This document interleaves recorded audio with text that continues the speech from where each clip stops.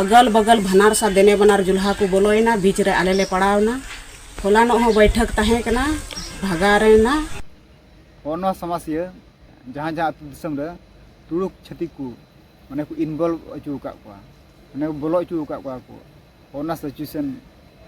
अड़ी जस्ती मेना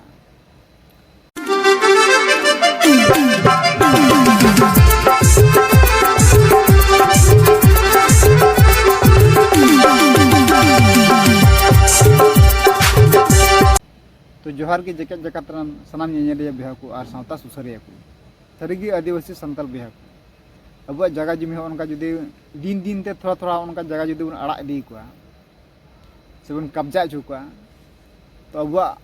अब स्थिति चेलका हुई दरी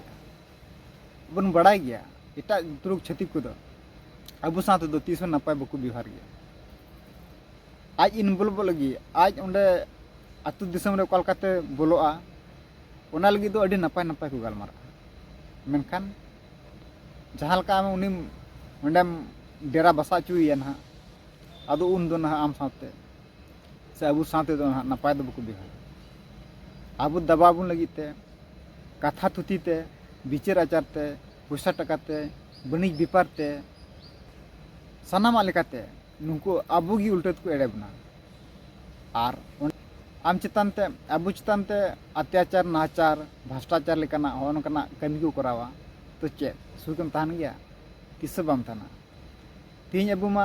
रेंगे जला से बबुन बनिज बेपार खातिर ते होनका कोड़ा को कुड़ी कुमा नालहा तुमल नामाल कमी जुदी उनका बन नियर बड़ाया ओड़ा रे जुदी मई को दई को बहु बेटी को जुदी बन बगी टू का तो होयतो नुकु महा नुकु बढ़िया मको व्यवहार गया तबे सनाम नेले बिया को उनका वीडियो गे अबु सदर का बना उना वीडियो फोटो कटिंग नेल ताबुन बे इने कतना बन कथा मागमा प्रखंड जहां अंबाडिया आतुरा मिता में जगह जमी रिना कुछ प्रॉब्लम हुई कना एटा पर्जत संगे तो नोडे की हां मेना गोगो हां मेना और नुगबुन कुलिया तो मासे मारांग नय हो का ले बन का जगार बसरेम पासे थोड़ा गान लैलाम छि नोकान दुख तकलीफ हुयन तबला सनाम खय लहारे अबना चैनल जोहार नुआ अबेना चैनल माध्यम तले बड़ा जे को दिसम पेड़ा दो बोले अले दो अडी आट नोडे दो को कष्टो ये लिया अगल बगल भनार सा देने बनार जुल्हा को बोलोना बीच रे आले ले पड़ावना होलानो हो बैठक तहे कना भागा रेना आदो भागा मोजा और अंबाडियो मोजा अते सटले गया आदो आले दो अते उडुको बोलो पुरु एंते होर एंते बोले हजू चला लगी मिटे एम्बुलेंस हो बांग बोलो कान तलिया रुवा हसु होर बोले आले गो कते बाहरे ले उडुके कुआ आर ले गडी रे दे कते ले इदिए कुआ अच्छा हॉस्पिटल आदो उना इयते आले दो अडी तकलीफ ले आइको दाते आर नुवा बारे ते आइमा धाव गी बिचार बैसी हुई कना और समाधान बांग हुई कान तलिया होला हो इनो आश्वासन को एम अटुआ लिया कि बोले तिहिन दो बाले नुआ ढुकु दो बाले ओचोगा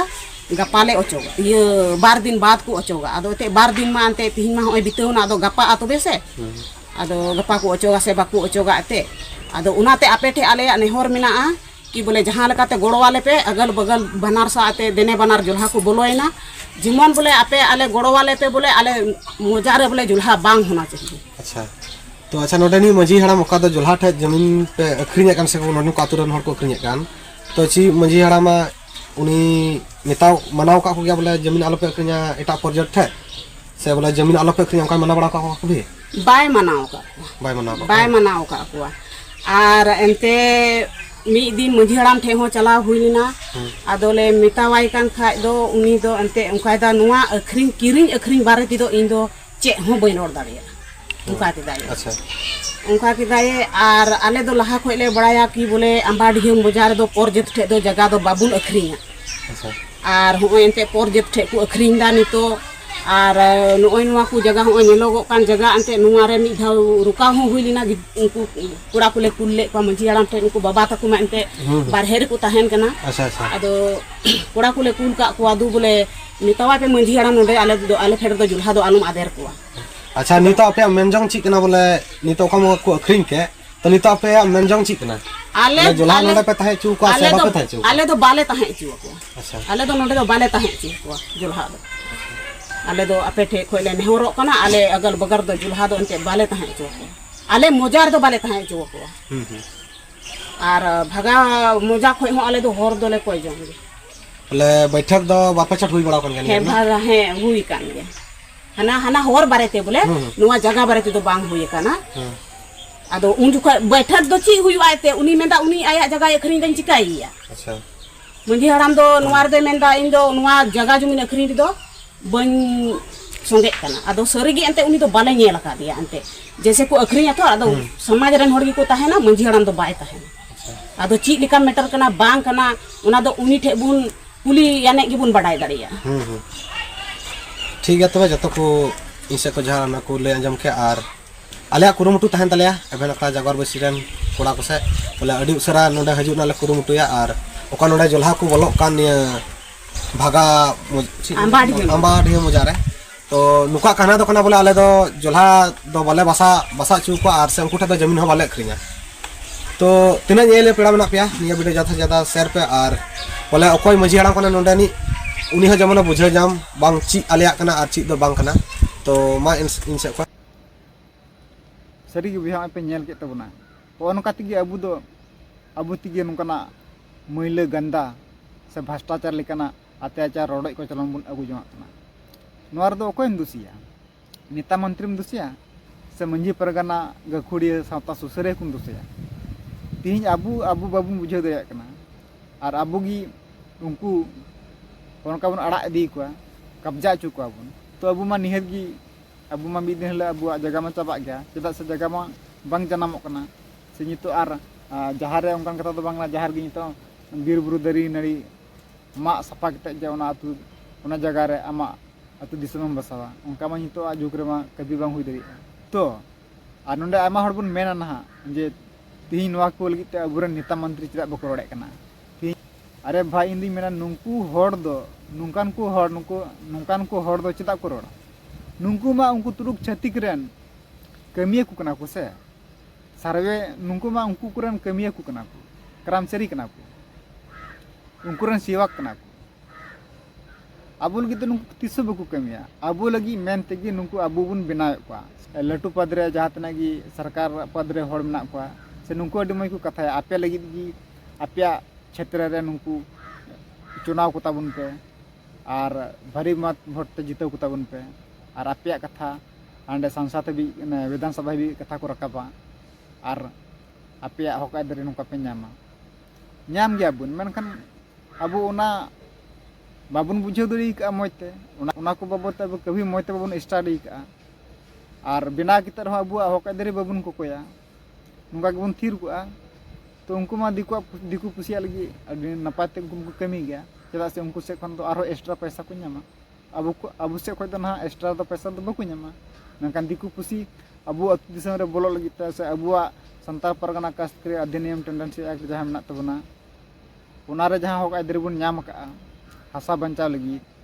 हासा भाषा जाति धर्म इयत आबादी बंचा लगी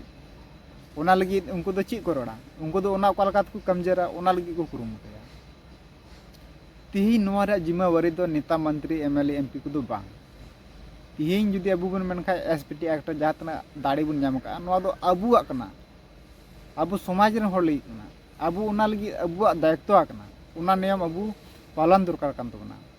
मना बताव दरकार कान तबना अपने आप रे हुदिस दरकार कना जे बांग आले आदिवासी को आले आदिवासी संताल को जमी तो बांग अखरिन जा शब्द गी बनुआ तो ओकाल कते अखरिन एटा जत कुठे मा अखरिन रे कथा उल्लेख गी बनुआ तो फिर ओकाल का मेन कते पे अखरिन कान तबना से बन अखरिन दा हो न मिटा हुदिस दरकार कना और दिसम रेन जहां तना की सावता सुसरे को मेना को मंजी परगना सुशासन व्यवस्था रेन अबुरन सावता सुसरे सावता दरदिया को मेना को इन अपेठे निये गी इन अरदासवा जे तिही अतु दिसम रे जहां तना बड़िया हुयु कना मेने दो अकोय कोड़ा चो अकोय कुड़ी ठे कुमड़ुई बोलोयना अकोरन कुड़ी चो रेप किदिया अकोरन भो बिटी चो दाल किदिया तोल किदिया अकोरन माल लाल चो डांडोम किदिया से एगर बर्ती किदिया उनका जुदी होनका गलती ते जुदी बुन डांडोमो कना नुआ को इदी किते जुदी बुन डांडोमो कना बारोनो कना आर बुन onkanak katha idi kate judi jasti bun dandomoga bun baronoga bun daloga bun tologa bun ar bun nim dharwagoga bun tobe ᱤᱧ ᱫᱩᱧ ᱢᱮᱱᱟ ᱱᱚᱣᱟ ᱠᱚ ᱵᱟᱵᱚᱫ ᱛᱮᱫᱚ ᱟᱵᱚᱣᱟᱜ ᱵᱤᱪᱟᱹᱨ ᱟᱠᱷᱲᱟ ᱠᱚᱨᱮ ᱜᱮ ᱜᱟᱞᱢᱟᱨᱟᱣ ᱞᱮᱠᱷᱟᱱ ᱱᱟᱯᱟᱭ ᱥᱚᱡᱷᱮᱛᱮ ᱢᱟᱱᱮ ᱡᱩᱛᱩᱜᱼᱟ ᱢᱮᱱᱠᱷᱟᱱ ᱛᱤᱦᱤᱧ ᱡᱚᱛᱚ ᱠᱷᱚᱱ ᱟᱨ ᱢᱤᱫᱴᱟᱝ ᱢᱟᱨᱟᱝ ᱜᱟᱹᱞᱛᱤ ᱫᱚ ᱱᱚᱣᱟ ᱠᱟᱱᱟ ᱡᱮ ᱛᱤᱦᱤᱧ ᱟᱵᱚᱣᱟᱜ ᱥᱚᱢᱟᱡᱽ ᱨᱮᱱ ᱦᱚᱲ ᱡᱟᱭᱜᱟ ᱠᱚ ᱟᱹᱠᱷᱨᱤᱧᱮᱫ ᱠᱟᱱᱟ ᱱᱩᱝᱠᱩ ᱵᱟᱵᱚᱫ ᱛᱮ ᱛᱤᱦᱤᱧ ᱟᱯᱮ ᱪᱮᱫᱟᱜ ᱵᱟᱯᱮ ᱨᱚᱲᱮᱫ ᱠᱟᱱ ᱛᱟᱵᱚᱱᱟ ᱡᱟᱦᱟᱸᱭ ᱜᱮ ᱡᱟᱭᱜᱟ ᱡᱩᱢᱤ ᱟᱹᱠᱷᱨᱤᱧᱮᱫ ᱠᱟᱱᱟ ᱩᱱᱤ ᱪᱮᱫᱟᱜ ᱵᱟᱵᱚᱱ ᱫᱟᱵᱟᱣᱫᱮ ᱠᱟᱱᱟ ᱡᱮ ᱡᱟᱭᱜᱟ ᱡᱩᱢᱤ ᱟᱞᱚᱢ ᱟᱹᱠᱷᱨᱤᱧᱟ ᱡᱩᱫᱤ ᱢᱮᱱᱟ ᱱᱚᱣᱟ ᱫᱚ ᱤᱧᱟᱹᱜ ᱡᱟᱭᱜᱟ ᱠᱟᱱᱟ ᱤᱧᱤᱧ ᱵᱟᱲᱟᱭᱟ तो उन्नी पहले तो मांग कुली हुई आमें बड़ा से बम बड़ा अब सानताल परगना कास्तरी अधिनियम 1950 जहाँ नवा मेना निये अब तो जगह जुमी कभी बन अखरीन दड़िया तो उन्नी होड़ चिकाते अखरीन दड़िया ओनकना कुकली दोहमा और लटू मंचो रे दुपड़ो कते विचार को दरकार और जहाँ जुदी जबरते अखरीन एनते रहो बाय बुझे लगितो कना उन्नी होड़ दो आया जगह खन की बेदखली दरकार कना उनिया वंशज रे जहाँ मेना को उनको उनिया जगह दो सफाव को दरकार कना इन दो नवाई मेना तबे आने की जगह अखरीन अब बन बंदो दड़िया और बांखान दो खाली मली तगी खाली बन मेना बाबुन अखरीना नवा मेन करे दो होड़ बाको बुझे तबना नवा जहाँ हुयुक कना अबु सावते से अबु बन कराव ची कना नवा दो नवा रेन दोषी दो अबु कान गया बन नेता मंत्री दो अबू को लगी जस्ती दो बाकू रोड़ा चेदा से उनको तो दिकुरन सरकार गति कर्मी कना को उनको दो उनकुआ गे जस्ती कथा को ध्यान और उनकुआ को कमिया और नवा रेन जिम्मेवारी अबू बन थान मा और अबू कान गया बन अबू बन विचार मा गांडन माबुन और एकेन आंजम का और थिर का मत दो बांग निये लगी ते दो